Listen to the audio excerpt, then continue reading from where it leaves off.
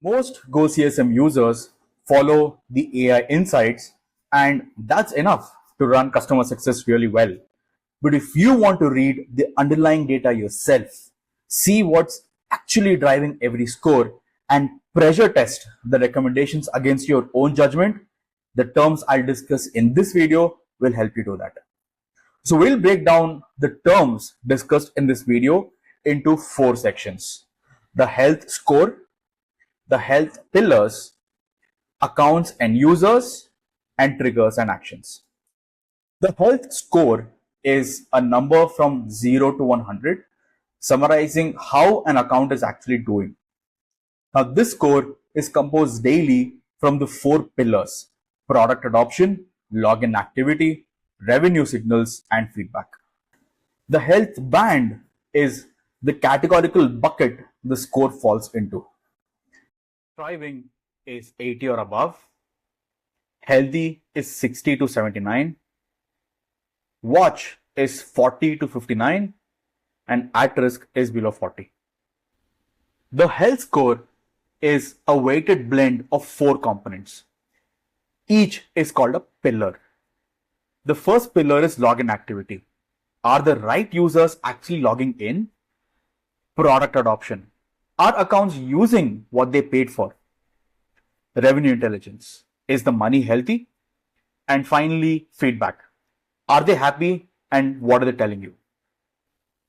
Based on your SaaS offerings, you can decide the weightage between these 4 pillars. By default, we recommend 40% for product adoption, 30% for revenue intelligence, 20% for login activity, and 10% for feedback. But this is configurable inside the health config. Now, here's the part that most people miss when they first look at GoCSM. Every account in GoCSM has a life cycle stage. These are onboarding, growth, and mature. By default, onboarding is the first 90 days. Growth is day 91 through day 180. And mature is anything older than 180 days. These thresholds are configurable in health config. If your typical customer takes longer or shorter to reach steady state, you set the cutoffs that match your business. And this is the most important design decision in how GoCSM works. The same health score can mean 3 different things across 3 different accounts, because the math underneath shifts with the account's age. A score of 60 in onboarding is rewarding setup completion, while a score of 60 in mature is rewarding sustained lead generation and usage. They look identical on the dashboard, but they're measuring completely different behaviors. You don't have to manually adjust for this. The score already does. That's the entire scoring philosophy and the power of GoCSM. Now let's take a quick tour of what you will see when you drill into each of these 4 pillars. Inside login activity, you will see 2 primary metrics. The last login time, which tells you when a user last showed up. If they've never logged in, it displays as never. Time spent. This tells you how long they stayed when they did. Time spent is session duration. The pillar uses both together. Recency tells you presence, duration tells you depth. There is one nuance that is worth flagging here. For the first 14 days of an account, the login pillar is intentionally excluded from the scoring. We call this the settling period. New accounts haven't generated meaningful login patterns yet, so the scoring on noise would mislead more than help. Product adoption. 3 things to know. Asset is a concrete instance of a feature. For example, 1 workflow built or 1 calendar configured. Engagement is whether those assets are actually being used. An account can have 100 workflow assets and 0 engagement. They're all built, but dormant. The distinction tells you whether the problem is setup or activation or usage. And finally, feature priority. This one is important. Let's go back to the health config. This lets you tell GoCSM what actually matters for your business. Workflows might be mission critical for one agency, while it might be a side feature for another. A high priority feature contributes more weight to the product adoption component than a low one. So let's pull that all together. You have configurable lifecycle stages, configurable pillar weights, and configurable feature priority. Health config is where you adapt GoCSM to your business. The defaults work well for most agencies, but if yours is different, you tune this here. Revenue intelligence is itself composed of three subcomponents. The first and the most important is payment reliability. Is your account paying on time? And more importantly, was their most recent payment a successful one or did it fail?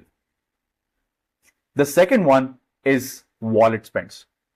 Is their wallet spends going up, trending up, or downwards? And finally, revenue events. Did the customer upgrade their SaaS plan to a higher one or downgrade to a lower one? Did they opt in for a new add-on such as WhatsApp or WordPress hosting, or did they deactivate one?